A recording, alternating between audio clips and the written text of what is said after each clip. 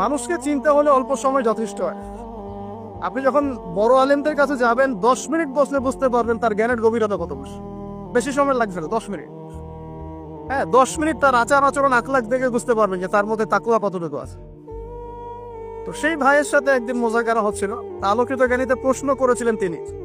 মানে সবাই পরীক্ষা দিবে, তিনি প্রশ্ন করছেন, ওনাকে দায়িত্ব দেওয়া হয়েছে। তো অনেকে ওনাকে জিজ্ঞাসা করছিল যে ভাই আপনি তো বদর, উহুদ, খন্দক, হুদাইবিয়া এইসব নিয়ে বেশি প্রশ্ন করছেন, এই জন্য আবার অনুষ্ঠান বন্ধ না করে দেয়। কথা বুঝতে পারছেন? তখন সে ভাই আমার সামনে একজনকে জবাব দিলেন, জাস্ট আমি শুনলাম উনি কি বল। তিনি বললেন, এই যে আমার কাছে রাসূলের সিরাত আছে, সিরাত মানে তো বোঝেন রাসূল সাল্লাল্লাহু আলাইহি ওয়াসাল্লামের জীবন, রাহিকুল মাকতুম বা যে কোনো বই, রাসূলের সিরাত আমি তোমাকে দিলাম, তুমি এখন এই সিরাত থেকে মাগাজি, মাগাজি মানে রাসূল সাল্লাল্লাহু আলাইহি ওয়াসাল্লামের অভিযান, বুঝতে পারছেন কি কথা? গাজওয়া এবং সারিয়া, যেগুলোকে মাগাজি বলি আমরা, তুমি রাসূলের সিরাত থেকে মাগাজিগুলোকে বাদ দিয়ে বাকি সিরাত আমাকে দাও, দেখি কতটুকু সিরাত দিতে পারো আমাকে। বুঝতে পারেন? এখন রাসূলের জীবনে আমি তোমাকে দিয়ে দিলাম, এখান থেকে সব মাগাজিগুলা, গাজওয়াগুলা, সারিয়াগুলা বাদ দিয়ে দাও, বাদ দিয়ে আমাকে একটা সিরাত দাও, দেখি পারো নাকি। বুঝতে পারছি কথা? মানে রাসূল সাল্লাল্লাহু আলাইহি ওয়াসাল্লামের জীবনের একটা বড় অংশ জুড়ে এটাই আছে। মাদানী যুগে প্রায় 10 বছর কি এটাই আছে, মাক্কি জীবনে 13 বছরে নাই। ওইখানে আমরা কিভাবে করেছি? ওইখানে আমরা কথা দিয়ে করেছি, মাল দিয়ে করেছি, নফস দিয়ে করেছি। আর যখন আল্লাহ পাক মদিনায় ক্ষমতা দিয়েছেন তখন একেবারে সশস্ত্র করা। কি সমস্যা? একটা রাষ্ট্রের কুকুর যদি কুফাররা হামলা করে, মুসলিমরা চুপচাপ বসে থাকবে? তো এটা একটা ফলসিফিকেশন টেস্ট এখনকার যুগে। এই যুগে হক আর বাতিল চেনার একটা ফলসিফিকেশন টেস্ট আছে।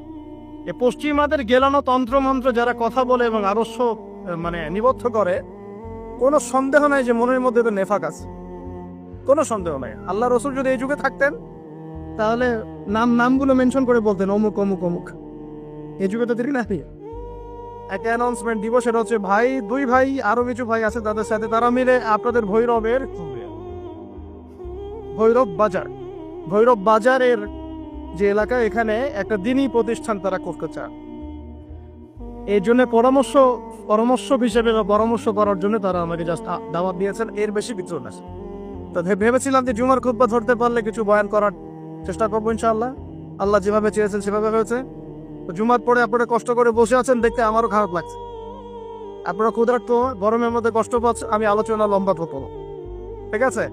এখন শিক্ষা নিয়ে জাস্ট কয়েকটা কথা বলে আমি শেষ করছি, ঠিক আছে ভাই? ইনশাআল্লাহ অন্য একদিন কথা হবে। আর যদি আপনাদের শিক্ষা প্রতিষ্ঠান হয়ে যায় তাহলে প্রতিষ্ঠান দেখতে তো আসবো ইনশাআল্লাহ।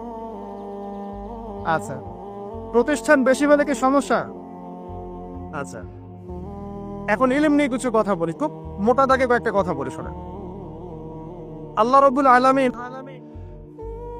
মহাজ্ঞানী সত্তা, সৃষ্টি করেছেন আদম আলাইহিস সালামকে। আদম আলাইহিস সালামকে সৃষ্টি করার সময়ে কি আদম আলাইহিস সালামের জ্ঞান ছিল কিনা? আল্লাহ পাক তাকে জ্ঞান শিক্ষা দিলেন না আদম আলাইহিস সালামের নিজেরই জ্ঞান ছিল? একটু বোঝেন কথাগুলো। আদম আলাইহিস সালামের নিজের জ্ঞান ছিল না আল্লাহ পাক তাকে শিক্ষা দিয়েছে?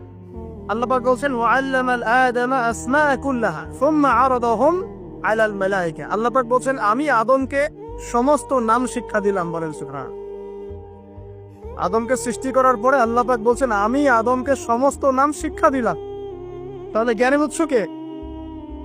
আমরা কি নিজে নিজে জ্ঞান পেয়েছি? আল্লাহ পাক আমাদেরকে জ্ঞান শিক্ষা দিয়েছেন। এখন আদম আলাইহিস সালামের সন্তান আমরা, বাই ডিএনএ আমাদের মধ্যে সেই জ্ঞান চলে আসছে আলহামদুলিল্লাহ।